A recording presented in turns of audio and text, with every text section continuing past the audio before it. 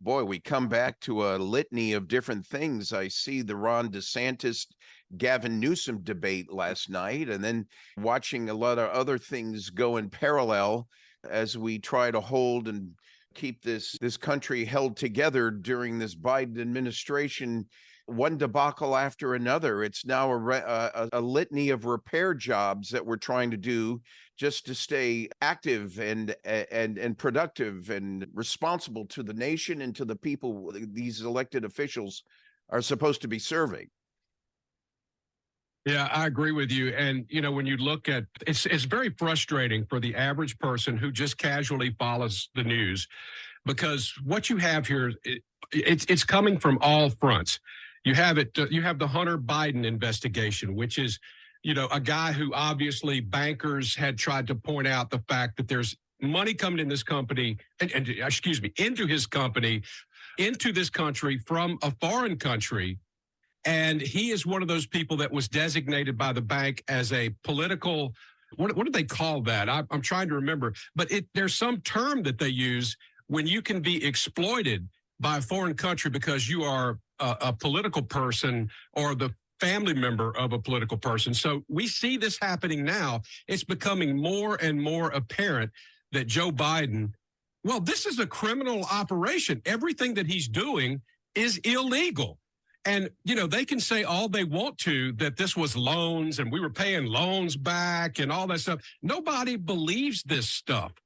And you can say it all you want, but there's nobody out there that really, even the people that are defending them don't believe it. So then fast forward, and, you've got a president who does things like try to take away your gas stoves, that tries to make your dishwasher basically inoperable because it won't have enough water to actually clean the dishes.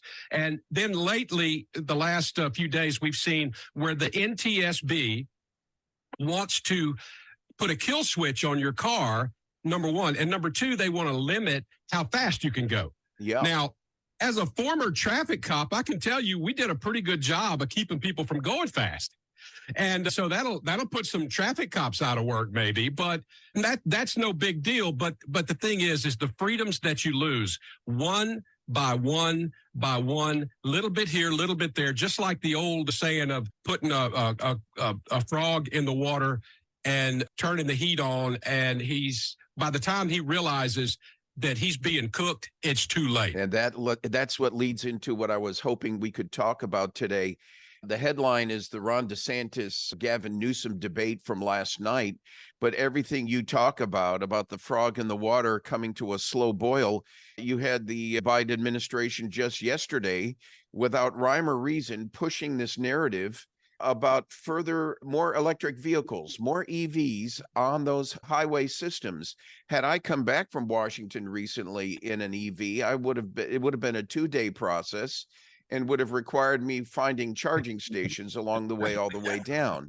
The infrastructure of electric vehicles is not complete yet.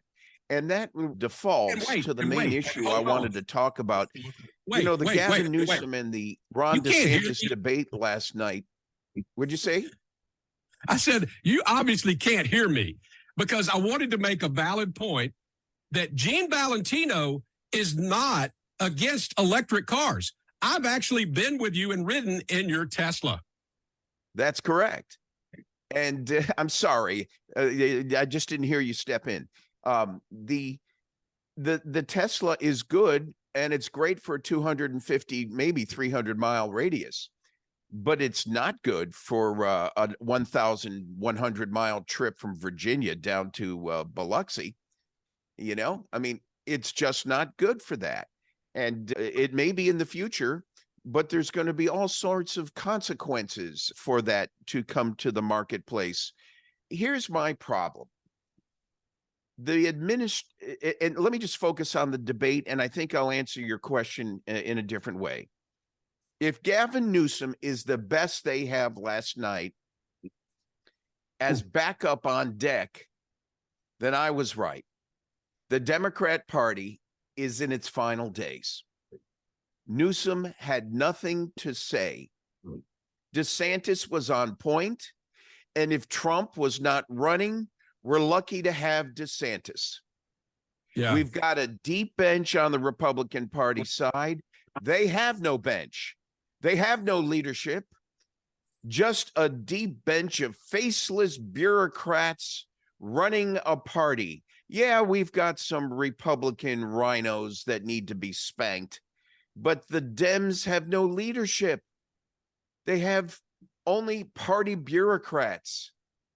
What are party bureaucrats? They're socialists.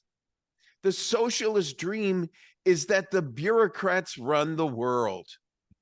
And the Dems and the socialists hate a free market and true personal leadership. The Biden Democrats are pushing this electric vehicle, the EV, and there's no infrastructure. That's how they run. That's how they roll. They throw it out there without a clear understanding of connecting all the dots to bringing it to market effectively. They want a faceless bureaucracy. And can you think of anyone else in the party that the Democrats can rally around if it wasn't Gavin Newsom? Where are the other leaders in the Democrat Party? You know what our problem is? We got a deep bench. We're scratching our head right now saying, what are we going to do with DeSantis, especially because he did so well last night against Gavin Newsom, when we've got a guy that everyone also wants to see finish a second term, Donald Trump. And I said this to you on an earlier interview, Michael, wouldn't it be wonderful if the two of them could bury the hatchet and be a 1-2 punch somehow? They both have their shortcomings. DeSantis went out and did not support Trump and decided to go off on his own when Trump had brought him over the finish line in an earlier election. Yeah. Well, look, let me tell you something. One thing I've learned about politics is that no matter how hard the feelings are, if the political climate is right, those two can get together. I think so. And I hope so. Here's what I do know. Nikki Haley, who walked off the job as a representative to the United Nations appointed by Donald Trump, now thinks she's the best number 2 in place to take on Trump. No way, Jose. All the people around Trump who Trump elevated are now going against him. I don't get it. Look, let's just be honest. I mean, this is politics. And politics, you don't really have any friends, right? There's no friends in politics. There's only people that can help you and people that can hurt you. And you keep them separate. You got people over here that can help me, people over here that can hurt me. Always, we had a famous politician here in the South of Louisiana. He was a governor over in Louisiana. And he used to say, there's only 2 things you can do in politics. That's help your friends and punish your enemies. Yeah. I mean, that's kind of what it's all about. Well, I think the American system and our democratic republic, constitutional republic, is stepping up now and looking deeper at results. We have Congressman Santos, who's about to be spanked today or impeached on the House floor. We've got other people who have done wrong. You mentioned the Biden crime family at the opening. I think there's going to be more revealed with their wrongdoing stepping forward. The Democrats can't hide from their wrongdoing anymore.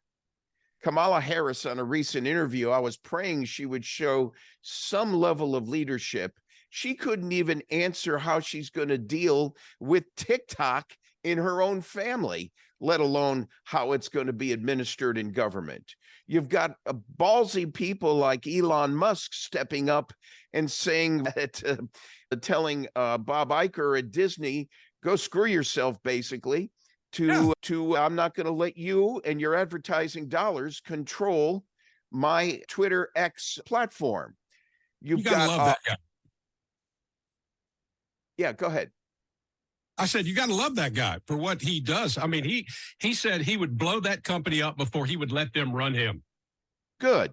I think Elon Musk is an example of an independent, and he represents the leadership and free speech and free spirit that many of the politicians feel handcuffed and not able to do.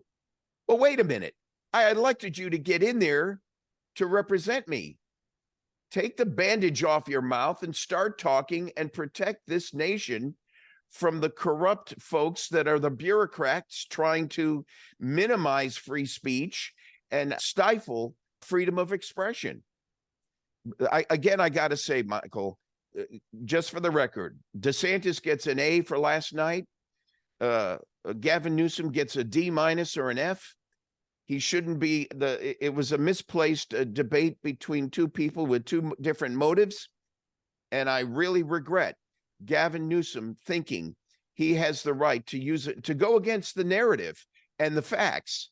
Sean Hannity, to his credit, brought out good facts last night, and Gavin Newsom blatantly contradicted those facts with his narrative in an attempt to minimize DeSantis.